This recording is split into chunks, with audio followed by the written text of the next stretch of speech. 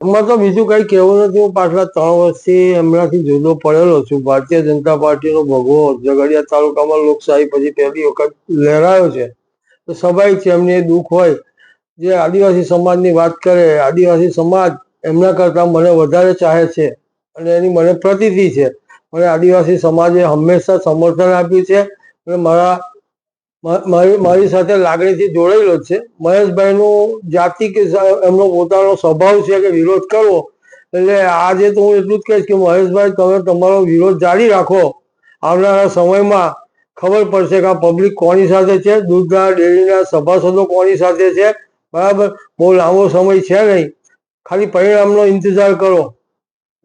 દૂધધારીની ઇલેક્શનમાં તમે કોના સમર્થનમાં રહેશો? હું મારા ઉંમરના ઝોનમાં ઉભો છું, એટલે અરુણસિંહ રાણાની સાથેની જે પેનલ બનેલી છે અમારી ભારતીય જનતા પાર્ટીના સમર્થનમાં અમે છીએ. ભારતીય જનતા પાર્ટી એ અમારા સર્વોપરી છે અને એ જ પેનલની સાથે અમે હંમેશા રહીશું.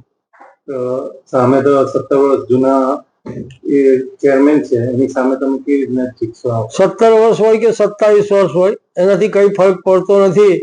સમય આવે, સભાસદોને ખબર છે કે હવે કઈ બાબતનો સમય પાકી ગયો છે અને કયું પરિણામ સંઘના હિતમાં, દૂધ ઉત્પાદકોના હિતમાં લાવવાનો છે એ તમામ સભાસદો અને મતદારો જાણે જ છે.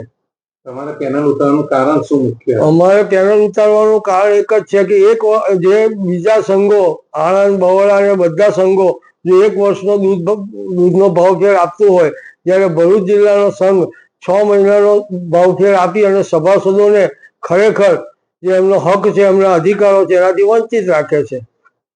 અમે સાધારણ સભામાં આ બાબતે વિનંતી કરેલી કે ભાઈ 1 વર્ષનો તમે ભાવફેર આપો. જે તે સમયે હાલના ચેરમેનશ્રી એ ભાવફેર આપવા માટે સ્વીકારેલું પણ તેના બી 8-8 મહિનાના વાળા વીતી ગયા હોવા છતાં એમણે એ દિશામાં કોઈ પણ જાતની કાર્યવાહી કરેલ નથી. એટલે અમારે આ નવી પેનલ ઉતારી અને સંઘ સભાસદોના હિત માટેનો નિર્ણય કરવો પડ્યો છે.